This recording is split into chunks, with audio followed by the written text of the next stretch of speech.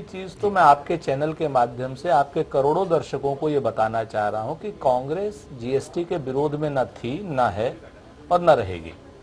हमारा विरोध जीएसटी को लेकर के कतई नहीं है, जीएसटी को लेकर के हमारा समर्थन है।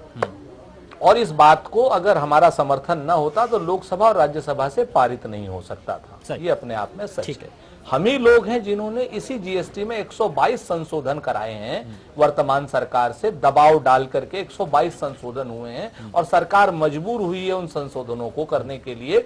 और कल शाम को इन्होंने आखिरी संशोधन एक किया है जो हमारे दबाव से हुआ है, जब इन्होंने रासायनिक फर्टिलाइजर को 12% की कैटेगरी में डाला था और हम लगातार दबाव देते रहे तो वो 5% की कैटेगरी में आया।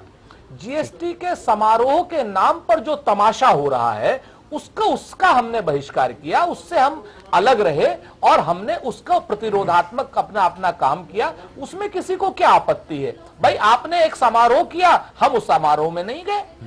हमने सुरेंद्र राजपूत जी तैयारियां कराने में आपकी सुरेंद्र राजपूत जी क्या इसके पीछे एक बड़ी वजह यह है कि जीएसटी आप लेकर आए और क्रेडिट पूरी तरह से बीजेपी को जा रहा है। जिस तरह से मेगा प्लान आयोजित किए जा रहे हैं, आज दिल्ली में प्रधानमंत्री नरेंद्र मोदी खुद मौजूद रहेंगे, जीएसटी के बारे में बताएंगे, तो जीएसटी का जो ठप्पा है वो बीजेपी पर लगा दिया गया। इस वजह से विरोध? वो नहीं, देखिए हमारा विरोध इसकी वजह से नहीं है। हमारा विरोध एक तरीके से बिल्कुल नीति पर है, नियम पर है और सिद्धांत पर है। हमारे विरोध के कुछ स्वरूप हैं। हमारा विरोध है कि कॉन्ट्रैक्ट फार्मिंग पर जीएसटी क्यों? हमारा विरोध है कि आज की डेट में पूरी हिंदुस्तान में महिलाएं सैनिटरी पैड्स को लेकर के पूरी सरकारें 1-1 रुपए में सैनिटरी पैड दे रही हैं, उस पे 18% की जीएसटी क्यों? हमारा विरोध यह है कि हम जब लाए थे 14% की एवरेज जीएसटी लाए थे, आज की डेट में 28% और उससे अधिक की जीएसटी क्यों? हमारा विरोध इस बात को है कि अनाजों पर भी जीएसटी क्यों?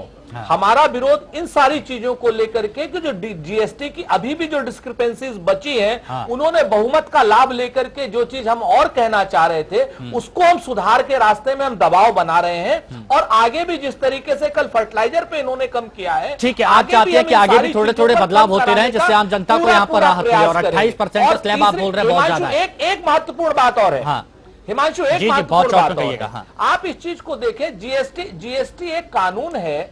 इसी तरीके का कानून राइट टू इंफॉर्मेशन आया था, राइट टू एजुकेशन आई थी और राइट टू फूड आया था। हमने ऐसा कोई मेगा इवेंट करने का काम नहीं किया जिस तरीके से इस मेगा इवेंट को करने का ये जो तमाशेबाजी कर रहे हैं। ठीक है। सुरेश वर्मा जी, क्या यहाँ पर तमाशेबाजी की जा रही है? इससे हमारा